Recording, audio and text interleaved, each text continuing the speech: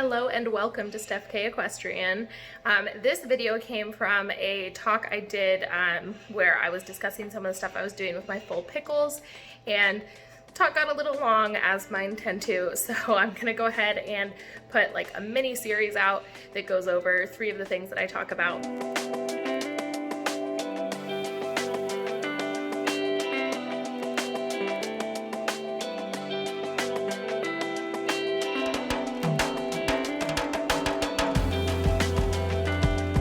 So as you probably know, I am a positive reinforcement-based horse trainer. I have worked with a few other types of equines, but mostly horses.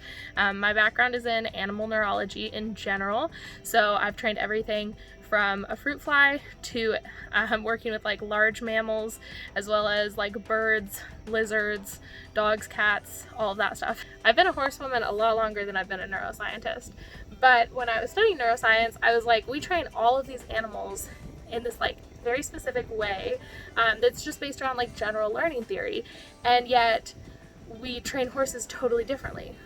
Why is that? So when I'm looking into trying to choose like a training method or what I'm going to use to like train something, I have something I go through called the EIEIO'S. I did make this up myself.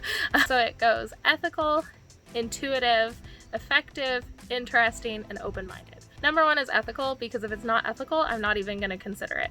I will usually like evaluate it in other ways, just because like my mind never stops going, so I always sort of do that.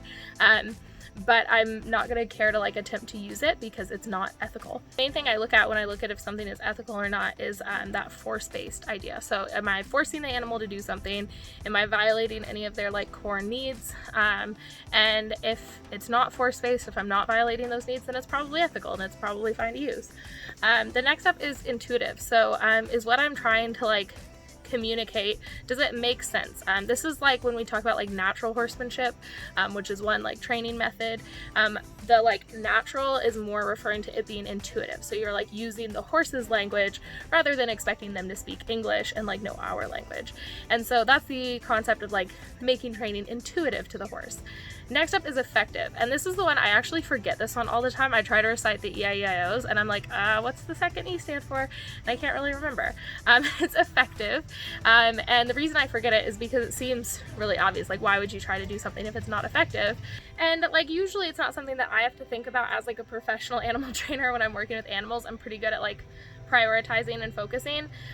But the most common place where I have to use effective is when I'm working with students or other people and they're doing things. Sometimes I have to just stop them and say like, is this effective? Is this getting the job done? And a lot of the time it's not, and so we need to reevaluate and decide on something else. Or it could just be like distractions too. Like a lot of times people will like if they like really love their animal, they'll like pause halfway through to just tell them how cute they are. They just want to give them a treat just for being adorable, and I'm like, all right, ethical, yeah, totally, like you're loving on them, that's great.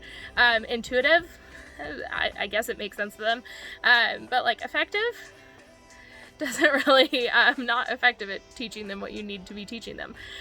So that's something to take into consideration. Is it effective? Last up is interesting. So if it's like interesting to the animal, it's going to hold their focus and keep their attention on you. Because there's a lot of stuff that would be like really effective if the animal would just like focus and pay attention, but it's so boring that they don't care to. And so keeping things interesting so that the animal's focus stays on you is really important. And I guess one more is the O, and that's open-minded. So anytime I use a training method, I want to keep an open mind for alternative ways that I could be teaching this, because there's always going to be improvements that can be made. So that's really important.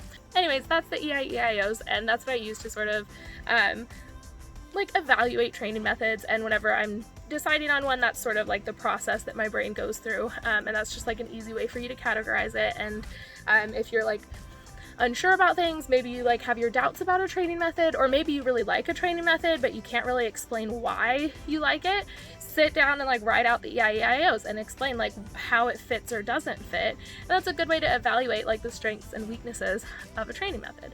I hope you've enjoyed these videos, and be sure you watch the other ones in the mini series if you haven't already, and then go ahead and head on over to the adorable full video if you haven't already, and if you have, just like go watch it again. It'll be even cuter now that you have like a bunch of background knowledge and all that good stuff. So yeah, enjoy.